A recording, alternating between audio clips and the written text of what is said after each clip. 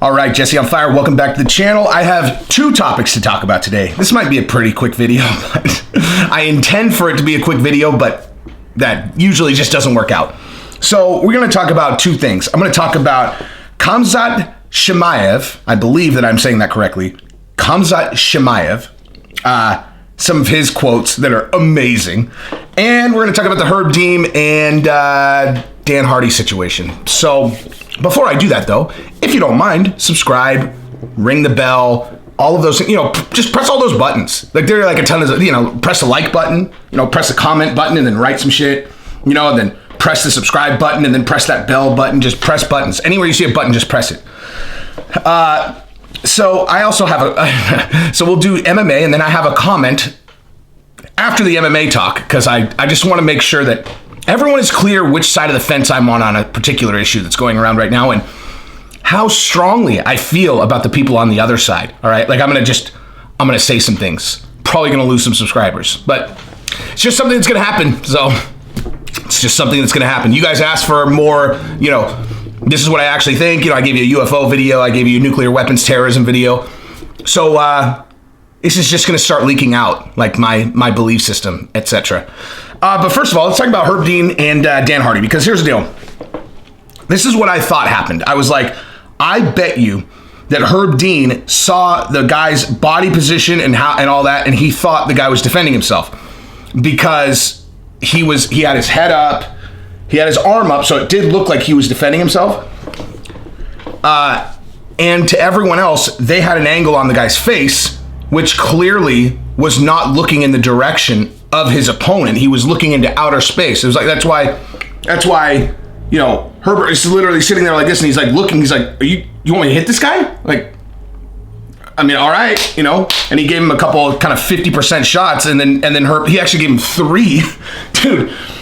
So the bottom line is this, I wanted to defend Herb on this, all right? Generally when there's like a mainstream, everybody jumps on it, they're like, geez.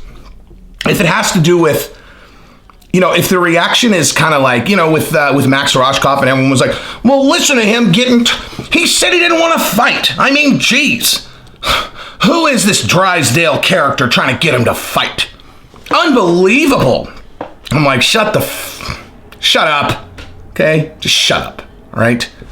He's his coach, and he didn't even get off the stool, all right? Like, he didn't even fight. So why don't you take your crybaby and walk it down the street? So I wanted to, in this scenario, my instinct is always like, these guys know the risks. Like, come on. And maybe, maybe he could have come back. Like, Herb knows better than you, right? Herb knows better than you.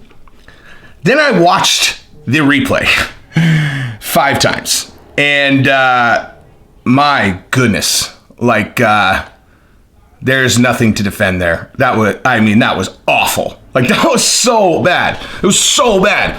And when Herb came out with his statement, okay, but let me just say this. There's the stoppage, but then there's how Dan Hardy reacts, like, in the moment. Like, dude, you can't. Okay, so let's talk about the stoppage.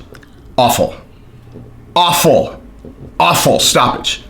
So Herb in his response, in the press, he was basically like, anyone who thinks it's a bad stoppage doesn't know what they're looking at. He had his head up, he was defending himself, he had his arms up. Okay, so clearly this guy, these are professional fighters, man. All they do is train, okay? They have muscle memory.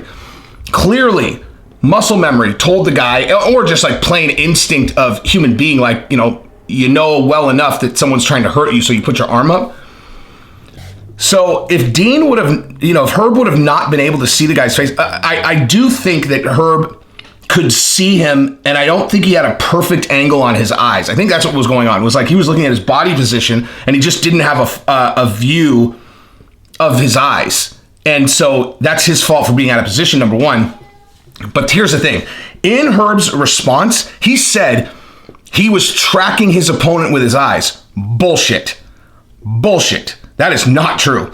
His eyes were in outer space. That's why everyone yelled, and that's why the dude didn't hit him, because he's looking down. He's like, this guy's unconscious. Like, he's unconscious for sure. So it was a terrible stoppage. And I think it was such a bad stoppage that Herb felt like he had to defend himself. I think a lot of times when there's a stoppage that's questionable, Herb will kind of say, sometimes you get them right, sometimes you get them wrong, and other times, whatever. But I think this one was so bad, and Herb knew it after. I'm sure he's seen the replay, right? He's seen the replay. I think it was so bad that he took a defensive position. And to be honest with you, I'm actually going to do it like this. I'm not going to make an accusation. I'm going to say maybe it's a little bit boring out on Fight Island. Maybe Herb had a couple cocktails or something, or took a Quaalude or something. I don't know, because that was such a bad stoppage. Like it would literally look like he was looking at something and he was thinking about something else.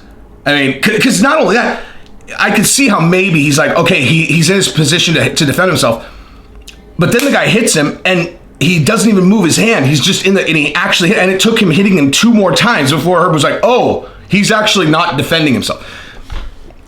I don't know, man. Not good. Very, very not good. Now, Dan Hardy, the only thing that I can think of where Dan Hardy would be justified in getting that mad and yelling at Herb Dean is if he maybe thought Herb had partied too hard the last couple days or something, like they're out. You guys got to understand, this is not a normal situation, right? This is not a normal situation at all. They are on Fight Island. These guys are in a little bubble, right? There's like think of what it's like to be at an all-inclusive resort when there's only, call it 100, 200 total people there. Like you see all the same people all the time, right?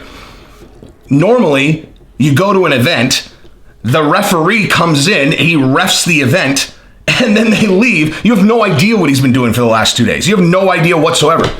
But these guys are in this little bubble, so maybe Dan Hardy's been watching Herb Dean, and he doesn't really doesn't like his lifestyle very much. He's like, this guy drinks a lot, And again, this is complete speculation. Herb Dean could have not had a drink in 20 years, for all I know. I'm literally just throwing out hypotheticals for why it would be justified for Dan Hardy to be this mad. Would be if he's seen Herb Dean partying, and so he's like, this guy is putting these guys at risk because he's partying. Because if it's not that, then he can't do that. Well, first of all, he can't do it anyway. But he's going to get in trouble with the UFC brass. I already saw Dana's number 2, the guy, I don't know his name, but he always, he's always on the podium talking. And he was like, yeah, well, we're going to talk about that when we get back. He was